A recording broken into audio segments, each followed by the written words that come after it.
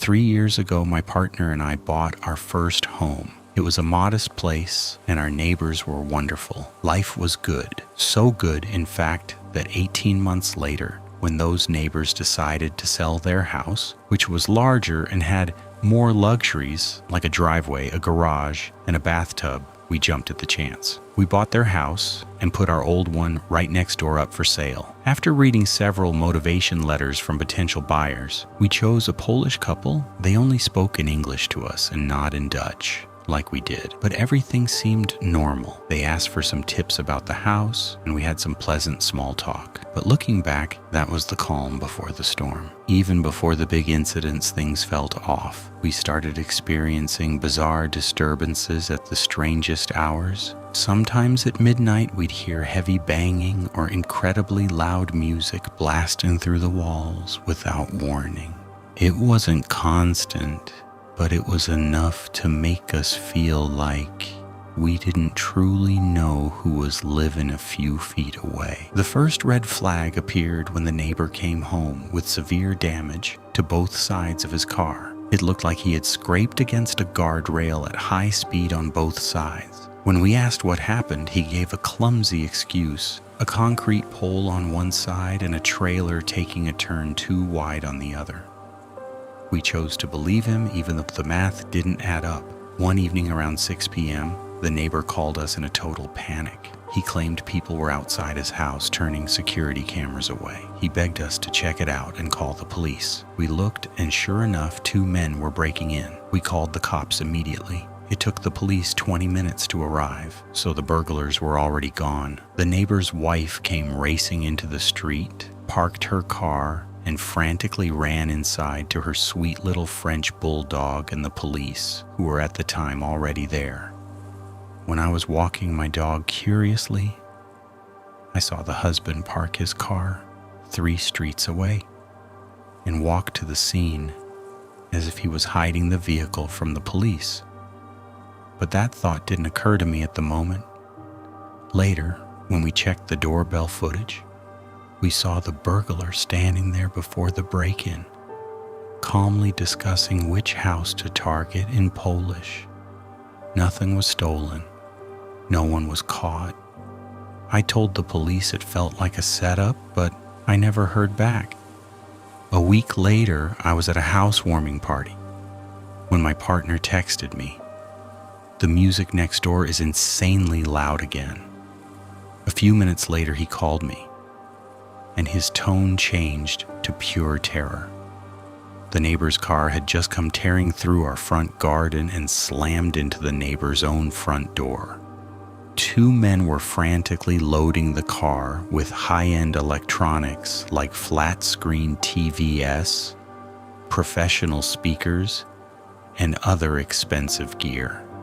They looked like the same men from the week before. This time the police were a lot quicker. They arrived in exactly 7 minutes. The officers intercepted the men while they were still loading the car. When asked for ID, the men claimed they didn't have any. Then things got surreal. The man behind the wheel looked the officer in the eye and claimed to be my neighbor, using my neighbor's actual name. But there was a catch. In the 9 months that they lived next to us, my neighbor had never spoken a single word of Dutch.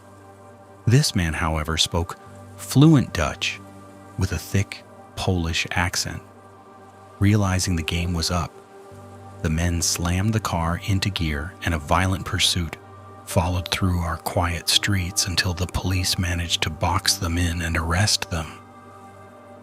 But my partner could still hear movement inside our neighbor's house. The police went back in and dragged out a 3rd suspect. As we were inside our own home with an officer to report the damage to our property, the doorbell rang.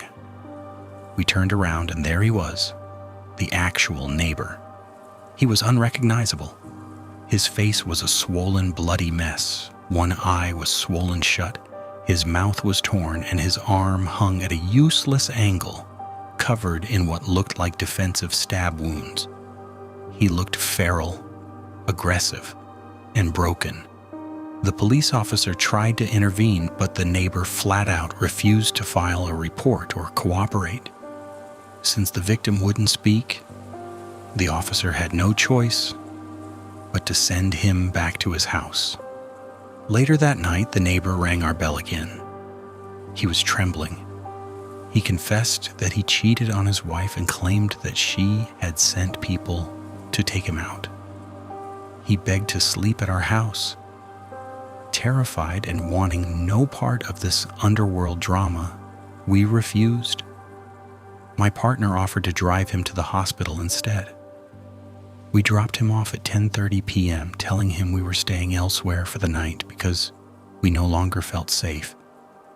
But we didn't stay elsewhere. We went home, locked every door, and tried to breathe. At around 1 a.m., our dog started growling. A specific low growl he only uses when someone's at the door. We checked the doorbell camera, and there he was. The neighbor was back from the hospital, standing on our porch, ringing the doorbell multiple times. We sat in the dark, watching the screen in silence. Then, after what felt like an eternity, a car turned onto the street. The neighbor panicked. He scrambled off the porch and hid behind our cars in the driveway. Crouching in the shadows, watching this bloodied, broken man lurking in the dark behind our own cars was one of the most unsettling things I've ever seen. The car stopped and a woman got out. It was his wife. She walked toward her front door, paused, and glanced at our driveway. She saw him. We held our breath, waiting for a confrontation. Or worse. She walked toward him, and as she stepped into the pale yellow glow of the street lamp, she began to wail, a haunting, guttural crying. He didn't say a word. She kept asking questions, her sobbing getting louder and louder, echoing through the empty street. Eventually, they both got into the car and drove away. We didn't see them for 3 days. We didn't even know where their dog was. The wife eventually returned alone. She found the dog inside and told us she doesn't think she'll ever see her husband again. Whatever the real story was, drugs, debt, or a marriage turned lethal, I've realized one thing. I don't think I want to know.